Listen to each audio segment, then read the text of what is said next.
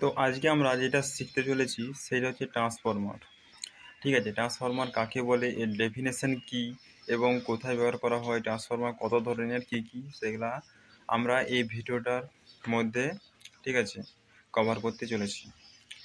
প্রথমেই চলে যাচ্ছি আমরা ট্রান্সফরমার ডেফিনেশন। ট্রান্সফরমার ডেফিনেশন হচ্ছে transformer is a static electric device which transfer electrical energy from one circuit to another circuit without changing frequency and power।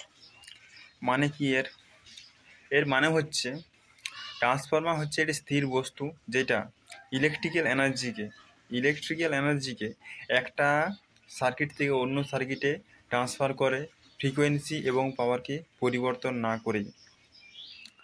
এবারে transformer core type আছে, sell type আছে। ঠিক আছে, এবার ট্রান্সফরমার আমাদের কোথায় কোথায় ব্যবহার করা হয়? ট্রান্সফরমার আমাদের ব্যবহার করা হয় তোমার পাওয়ার জেনারেটিং স্টেশনে ব্যবহার করা হয়, ওখানে আমাদের স্টেপ আপ ট্রান্সফরমার ব্যবহার করা হয়। ঠিক আছে, আর স্টেপ ডাউন ট্রান্সফরমার ব্যবহার করা হয় আমাদের গ্রামেতে। স্টেপ ডাউন ট্রান্সফরমার ব্যবহার করা হয়। স্টেপ আপ ট্রান্সফরমারটা প্রথমে বলছি। স্টেপ আপ ট্রান্সফরমারটা হচ্ছে তোমার কোর টাইপ ট্রান্সফরমার। ঠিক আছে, তো ওখানে কি হয়, ওখানে লো ভোল্টেজ থেকে হাই ভোল্টেজ করার জন্য আমাদের স্টেপ আপ ট্রান্সফরমার ব্যবহার করা হয়। কারণ আমাদের যেখানে পাওয়ার জেনারেটিং স্টেশন, যেখানে পাওয়ার উৎপন্ন হয়, সেখানে 11 কেভি এর বেশি পাওয়ার জেনারেট করতে পারা যায় না। সেই 11 কেভিটাকে স্টেপ আপ ট্রান্সফরমার দ্বারা বাড়িয়ে 33 কেভি, 63 কেভি, 150 কেভি, 200 কেভি পর্যন্ত বাড়ানো হয়।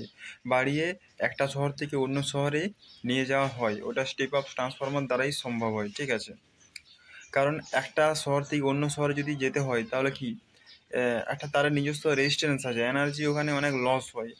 ঠিক আছে, তার জন্যে আমাদের স্টেপ আপ ট্রান্সফরমার বসানো হয় ভোল্টেজটাকে স্টেপ আপ করার জন্য। স্টেপ আপ ট্রান্সফরমার একটা প্রাইমারি কয়েল থাকে এবং একটা সেকেন্ডারি কয়েল থাকে। প্রাইমারি কয়েলটা হচ্ছে লো ভোল্টেজ সাইড এবং হাই ভোল্টেজ সাইডটা, আমাদের সেকেন্ডারি কয়েলটা হচ্ছে হাই ভোল্টেজ সাইড।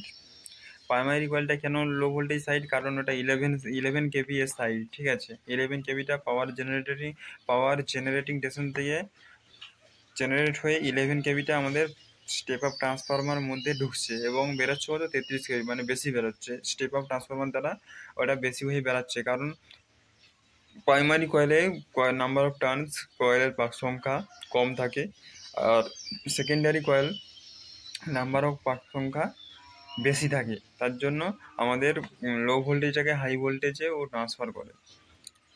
ঠিক আছে, এটার সাহায্যে আমাদের পাওয়ার, ঠিক আছে, একটা স্থান থেকে একটা শহর থেকে অন্য শহরে নিয়ে যাওয়া হয়। একটা শহর থেকে অন্য শহরে নিয়ে যাওয়া যায়, ওটা কোথায় যায়? সাবস্টেশনে যায়। সাবস্টেশন থেকে আমাদের কোথায় যায়? আমাদের পাড়াতে আসে। ঠিক আছে, বা গ্রামে আসে। গ্রামে কি বসানো থাকে? Step down transformer. ওখানেও কোর টাইপ ট্রান্সফরমার বসানো থাকে, স্টেপ ডাউন ট্রান্সফরমার বলতে ভোল্টেজটাকে স্টেপ ডাউন করা হয়, কমানো হয়, ওটাই হচ্ছে ওর কাজ। তো ওখানে হাই ভোল্টেজ থেকে লো ভোল্টেজ করা হয়। ঠিক আছে, ওখানে একটা প্রাইমারি কয়েল থাকে, একটা সেকেন্ডারি কয়েল থাকে। প্রাইমারি কয়েলে তোমার নাম্বার অফ টার্নস বেশি থাকে, কারণ এটা হাই ভোল্টেজ সাইড। আর সেকেন্ডারি কয়েলে নাম্বার অফ টার্নস কম থাকে, কারণ এটা লো ভোল্টেজ সাইড। তো ওখানে কিভাবে কয়েলে কি হয়, ওখানে কয়েলে ফ্লাক্স জেনারেট হয়। ঠিক আছে, ফ্লাক্স জেনারেট হওয়ার পর ওখানে ইএমএফ তৈরি হয়। ইএমএফ তৈরি হয়ে ওখান থেকে সিঙ্গেল ফেজ এবং 3 ফেজ লাইন বার হয়। সেই লাইন বার হয়ে আমরা কত ভোল্টেজ পাই? 240 ভোল্ট। সিঙ্গেল ফেজ হলে 240 ভোল্ট পাই, আর 3 ফেজ হলে 440 ভোল্ট পাই। ঠিক আছে, তো এটার সাহায্যে আমাদের কী কী চলে? পাম্প চলে। ঠিক আছে, তারপরে তোমাদের পাখা, টিভি, ফ্রিজ, এসি, রেফ্রিজারেটর, ঠিক আছে, ওয়াশিং মেশিন, সমস্ত কিছু কিন্তু আমাদের এই সিঙ্গেল ফেজ এবং 3 ফেজ লাইনের থেকে আমরা চালাতে পারি। সিঙ্গেল ফেজ বা 3 ফেজ লাইন থেকে আমরা চালাতে পারি।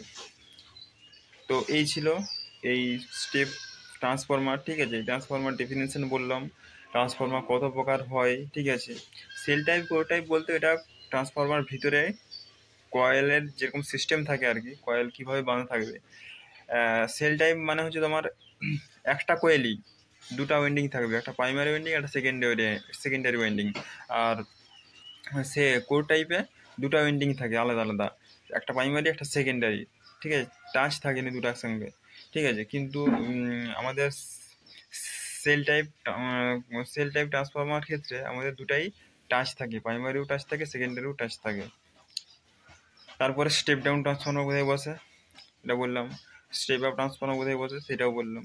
আজ এই পর্যন্ত।